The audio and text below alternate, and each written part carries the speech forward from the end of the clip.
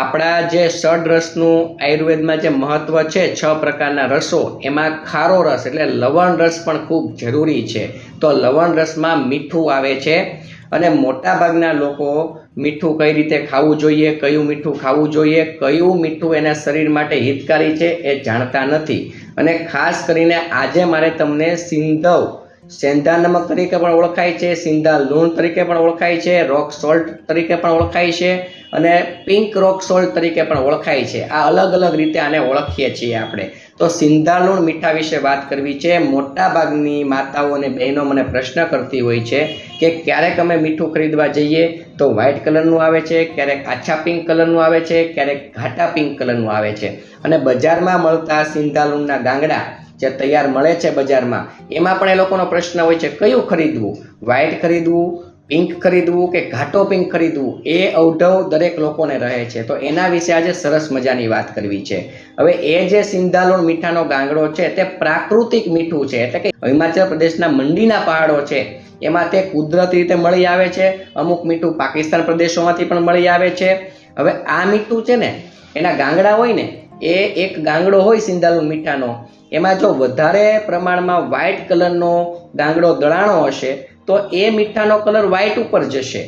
તો આછા પિંક કલરનો ગાંગડો વધારે દળાણો હશે તો એ મીઠાનો કલર આછા પિંક કલરનો જશે.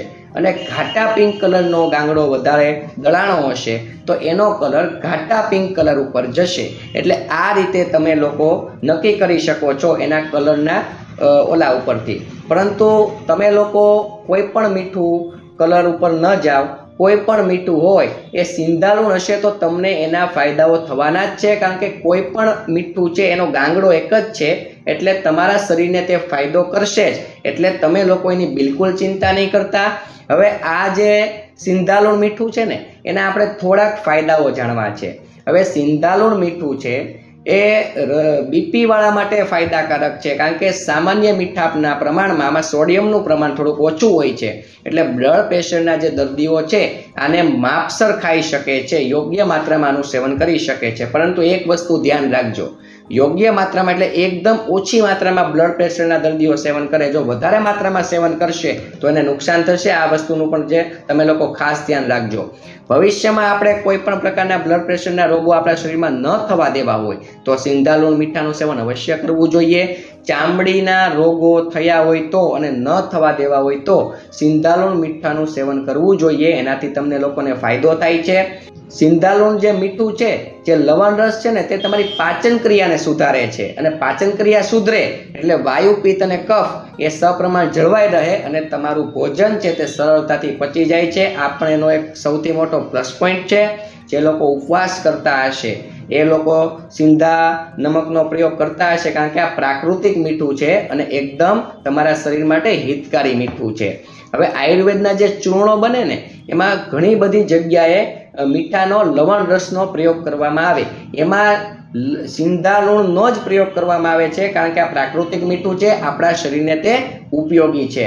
તમને લોકોને જો તાવ આવ્યો હોય અને તમે મીઠાના પાણીના જો પોતા મૂકતા હોય તો સિંધવ મીઠું જો નાખશો તો એમાં પણ ફાયદો થશે. તમારો તાવ છે તેને ઉતરવામાં સરળતા રહેશે.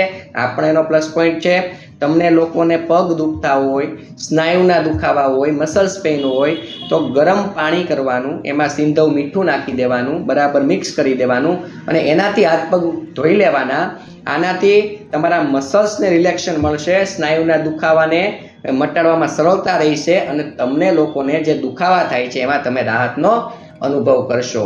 તે આંખો માટે પણ હિતકારી છે. એટલે ભવિષ્યમાં આપણે કોઈ રોગો ન થવા દેવા હોય, આપણે નિરોગી જીવન જીવવું હોય તો આપણે સિંધા લૂણ મીઠાનો પ્રયોગ અવશ્ય કરવો જોઈએ. આપ સૌને મારા પ્રણામ. જય ધન્વંતરી.